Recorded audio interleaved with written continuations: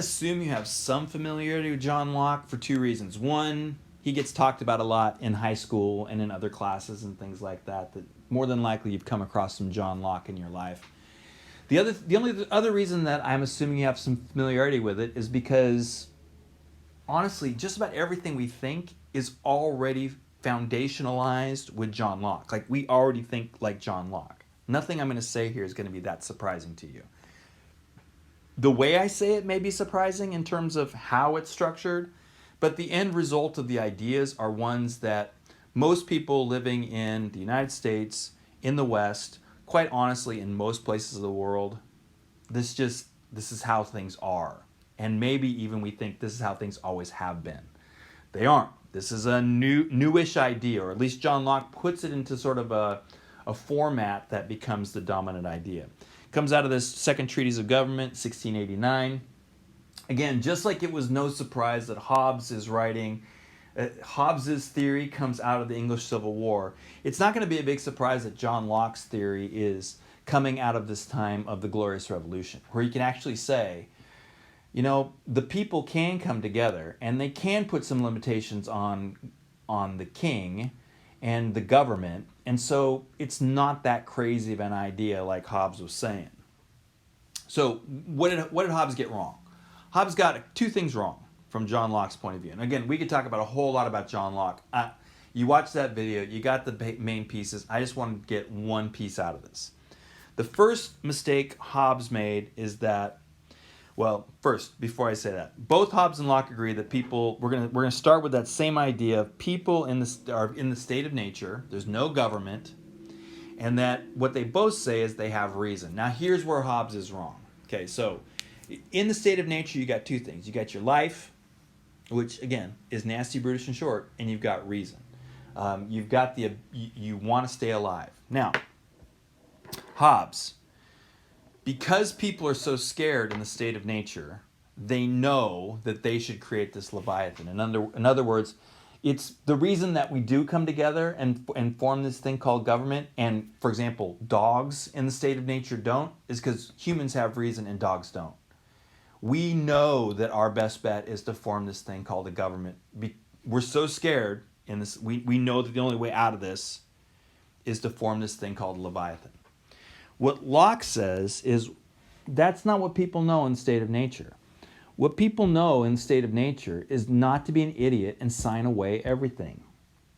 They're not just going to sign away their rights to a government. Hobbes is completely wrong on that. If you come to somebody in the state of nature and say, hey, give up all your powers for this overlord who will then, quote unquote, protect you, but you'll have, very, very few rights, people aren't going to come together and do that. So what they know is that they're not just going to sign away their rights. They're not going to, if you ask the people, they're not going to say, oh, absolutism, that sounds great. Dictatorship, whatever you need. Second thing is, Hobbes saw the contract as a one-step process, and that's wrong. Remember, Hobbes said that when you form the government, you're forming the people at the same time. There is no people without the government. There is no community unless you have a government that forms that community. They happen at the same time. You say, what does that matter? Locke says there are actually two social contracts. The first social contract, individuals create or constitute, that's the base word of constitution. Are you with me on this? Individuals create a community. This is the Constitution right here, where the individuals come together and form a community, a civil society, or we might just call it the people, right? This is the Constitution. In step number 2, then that community hires a government. And when I say hire, I mean essentially hire, meaning they can hire the government, they can fire the government, the people get to make those decisions. It's probably also not a big shock that Locke is a Calvinist, coming out of those ideas that happened all through the English Civil War, but also the Vindicate and some of those other Calvinist ideas, which essentially say it's the people that make those decisions, not God, I guess you could say. An example of this that we have today is the preamble of the Constitution. So let me just walk you through a couple ideas here. For example, the first part of it is we the people. This idea of the first, so just think about this. The first lines of the Constitution is this idea of we the people, essentially saying we're going to come together. That is the idea there, is that we are a people. And what are we trying to do?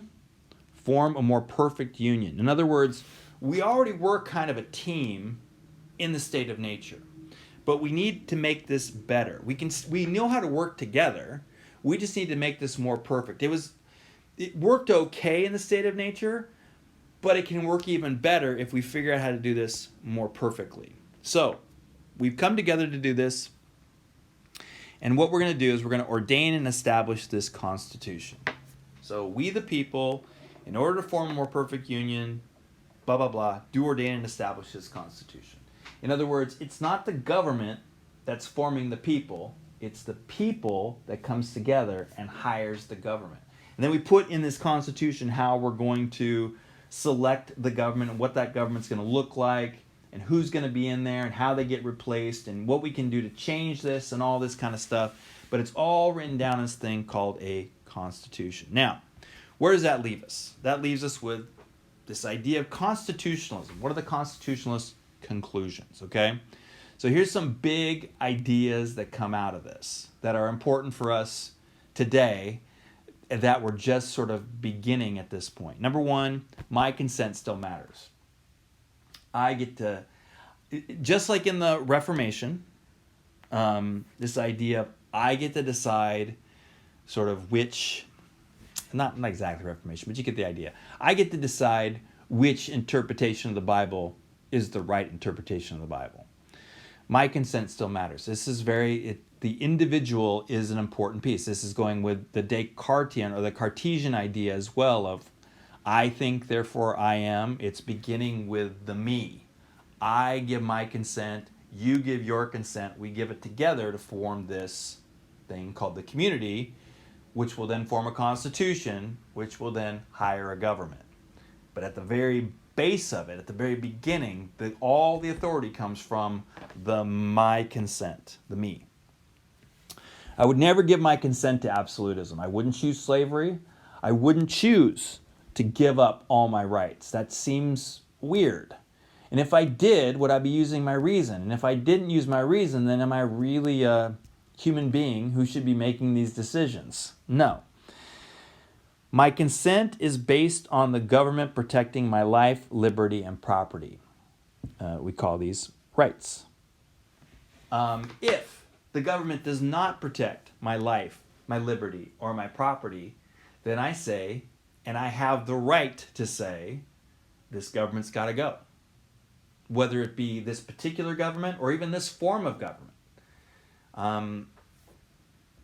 Other than these ideas of the government protecting my life, liberty, and property, the government should stay out of my business. It's something we're going to see later with this idea of laissez-faire, that the government should stay out. That's the idea here.